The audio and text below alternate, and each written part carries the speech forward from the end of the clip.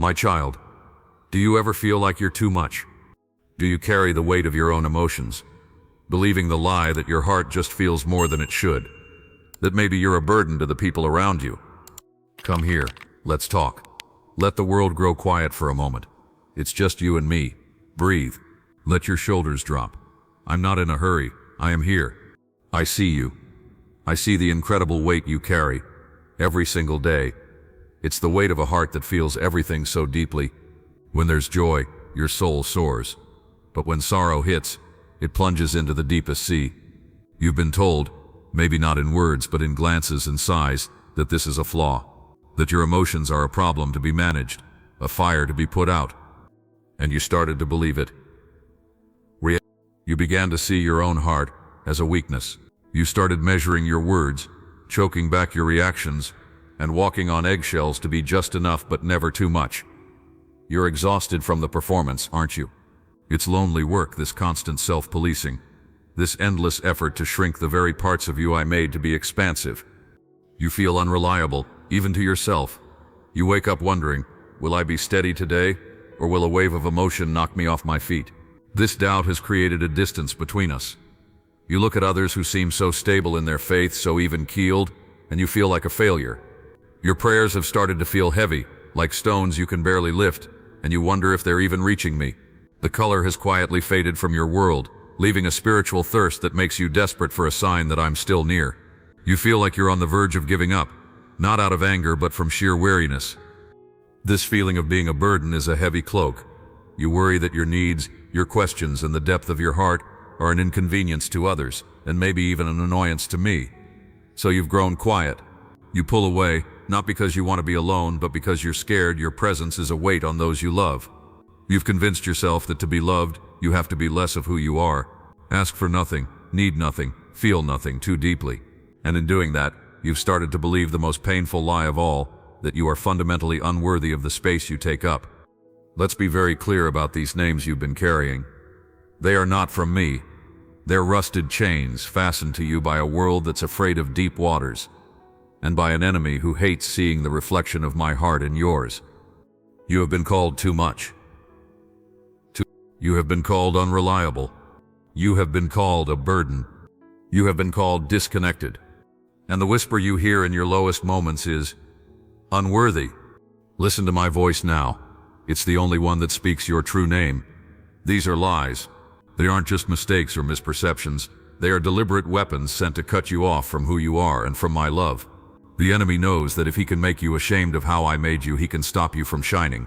If he can make you feel like a burden, you'll isolate yourself from the very people I've placed around you for support. If he can make you feel unworthy, you will never step into the purpose I have for you. For too long, these false names have been echoing in your heart. They've changed how you see yourself, how you talk to others, and how you interpret my silence. When you feel overwhelmed, you've called it proof that you're too much. When you stumble, you've called it evidence that you're unreliable. When you've needed help, you've seen it as confirmation that you're a burden. But today, that ends. We are going to take every single one of these lies into the light and watch them turn to dust. They can't survive in the presence of truth. They can't stand in the presence of love. Your identity is not up for debate. It was settled before the foundations of the world. You are mine, and I don't make mistakes. Now lean in and listen to what's true. Where the world calls you too much, I call you deeply feeling. Your emotional intensity isn't a glitch in your design, it's a feature. I am a God who weeps, who rejoices, who burns with a passionate love. Your capacity to feel is a direct reflection of my own heart. It's the engine of empathy, the birthplace of compassion. It's the gift that lets you connect with others suffering and celebrate their wins as if they were your own. Don't ever apologize for the depth of your heart. I gave it to you to be a channel for my love in the world. Where you have called yourself unreliable, I call you learning to trust. Look at the people I've called my own. Did I call Peter unreliable after he denied me 3 times? No, I called him the rock on which I would build my church. Did I call David unreliable after his greatest failure? No, I still called him a man after my own heart. Your story isn't defined by your moments of weakness, but by the rhythm of turning back to me and being restored. Your strength is made perfect not in being flawless, but in depending on me. You're not unreliable. You're being made strong in the gentle fire of my grace. Where you have felt like a burden, I call you chosen and cherished. My love for you is not a transaction. It's not something you earn by being good or lose when you have needs. Come to me, all you who are weary and carry heavy burdens, and I will give you rest. That isn't the invitation of someone annoyed by your weight. It's the plea of a father who longs to carry it for you. You aren't a project I need to fix. You are a treasure I delight in. When you feel like you're too much to handle, remember that I hold the oceans in my hands. You are not, and never could be, a burden to me. And where you have felt disconnected, I call you held and heard. Just because you feel a spiritual silence doesn't mean I'm absent. Often it's in the quiet that my work is the deepest. It's an invitation not to try harder, but to rest more deeply in me. In the moments you have no words to pray, your tears become a holy language I understand perfectly. Every tired sigh from your soul is a prayer that reaches my throne. I am not distant. I'm closer than your own breath. When your spirit feels overwhelmed, that's when I'm most intimately involved in your path. So now, my child, I'm inviting you to lay it all down. Lay down the exhausting performance of pretending you're fine. Lay down the weight of these false names you were never meant to carry. Stop striving. Stop trying to fix, manage, or suppress the beautiful heart I gave you. Just be. Be here with me in this moment. Feel the truth of my words wash over you. You are not too much. You are not a burden. You are deeply feeling.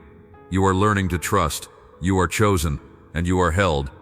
Healing isn't a race. It's slow, sacred work. It happens in the quiet moments of surrender, in the small daily choices to believe my truth over the world's lies. Trust this process. Trust that I am at work, even when you can't see it. I'm not asking you to be strong on your own.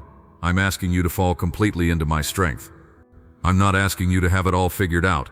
I'm inviting you to rest in the one who holds all things together. Let go of the need to understand everything. Let go of the fear that you'll be abandoned. I will never leave you or forsake you. That's a promise with no conditions and no exceptions. It's true on the days you feel full of faith and on the days you feel empty. It's true when you soar, and it's true when you fall. If this message felt like it was written for you, share it with someone else who might be carrying the same weight. Subscribe to continue receiving words of life and hope that will anchor your soul in the truth. Go now, not with a weight, but with a new name. You are my beloved child, fearfully and wonderfully made. Go in the peace that comes from knowing you are seen, you are known, and you are unconditionally loved, exactly as you are.